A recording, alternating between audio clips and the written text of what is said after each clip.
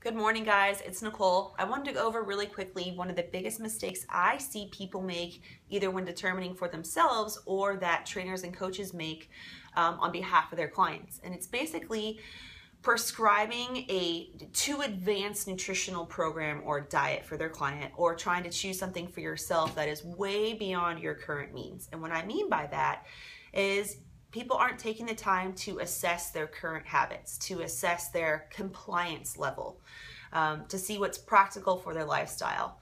And a prime example of that would be if, I have this client where they eat out all the time. They rarely cook. They don't even know what's in their kitchen. They don't even know how to turn on their oven or their stove.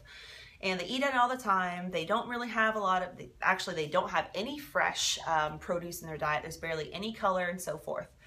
It would be a mistake if I were to go from that extreme to say, okay, I have calculated all your calories, I have your macronutrient ratio all panned out for you, you have a certain amount of carbs, fats, and proteins to eat every day. I want you to eat 6 times a day. I want you, out of those 6 times a day, I have to make sure you have 7, portions of fruit or vegetables in there. And then I want to make sure that after your post-workout, you're getting this very specific amount of carbs and proteins. Before your workout, I want to make sure that you have a very specific amount of carbs and proteins and so forth. It gets as detailed as you want. So on paper, that looks great. You know as a trainer that if they were to apply this to their life, it would definitely work and get them to their goals and get them results. But if they can't follow it, if they won't implement it in their day and their week, it doesn't do anything for them. They're just going to scrap it and quit. So you need to make sure that your clients or yourself need to assess, all right, how good am I at the basics? From a very simple perspective, what is my food quality like? Do I eat out a lot? Do I have a lot of processed foods? Do I eat a lot of things from a box that I just pop in the microwave or so forth? If that's the case, then you first need to focus on food quality, eating fresher foods, eating animal protein at every single meal. Master that and then move on to the next thing.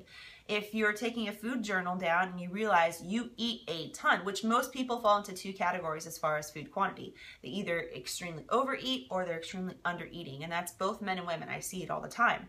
So again, taking down a food log for a couple of days will help you get your baseline, see what you're currently doing, what your habits are like. Most people don't even realize how much food they're eating or what they're eating throughout their day. They're just making decisions quickly on the fly. They get hungry, they eat, or they're not hungry because they don't have an appetite because their metabolism's so fucked up from years of dieting or so forth. So take a food journal. Figure out, what are the basics like? How's your food quality? How often are you eating? Do you have big gaps in your day? And focus on that. So if a client comes to me, again, they're out and about in the world all the time. They're never home. They're never available to cook. I'm not going to give them something so specific to where all of a sudden they have to be in their kitchen cooking 5 times a week. They have to carry Tupperware around with them all the time. They have to measure and weigh all of their food. It's too much. You need to master the basics. So focus on food quality and then quantity. Not overeating, but also eating enough to support your energy needs. So master the basics. Don't be afraid to scale it back too. A lot of times people will hit this plateau in their diet and they feel like, they're not making results anymore. That's when you need to step back and say, all right, how are my basics? The same thing applies to training.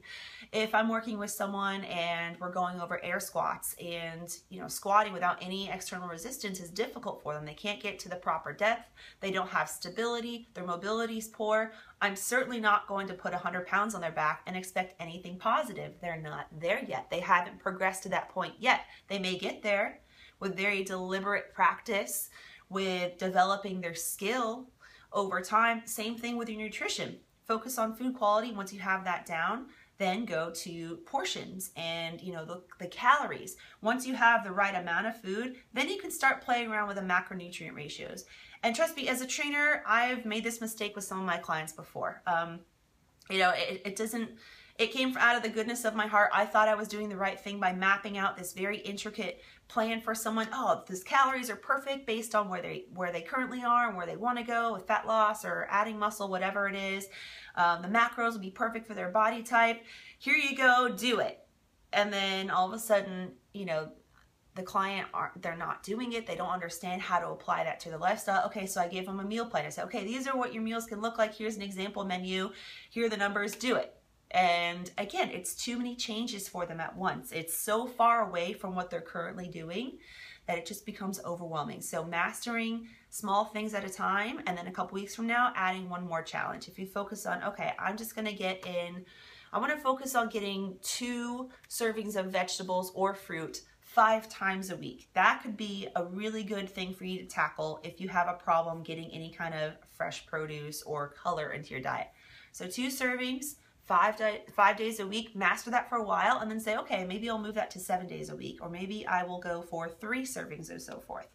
You want the tasks that you implement to be challenging but doable. You should have about 90% confidence in your ability to master that before you decide that's what you need to be doing. And it's kind of a snowball effect. You knock that off the list, you master it, it becomes very second nature, and then you add the next challenge on. And before you know it, you're kind of at an advanced level of nutrition. Now people, look at what I do and they always ask, okay, how do you eat? What's your calorie breakdown? What are your macros? Like, well, it doesn't really matter because you're not me. You don't have my body type, you don't have my lifestyle, and you haven't been doing it as long as I have. So if I were to give you, even if someone was the same size as me, let's say they had pretty much the same body composition and so forth, if I were to give them exactly what I do in my regimen and so forth, it still may not be appropriate for them from the habit standpoint, right? They don't have the habits down yet. The lifestyle, it wouldn't work for them. Maybe not right now, maybe eventually they can get there, but they need to develop the habit of doing so. So don't be afraid to scale back and master the basics. Don't try to jump into something that's so advanced and so calculated where it becomes too stressful. There's too many factors at once, too many changes. Focus on the small things, master the basics, and then move on from there.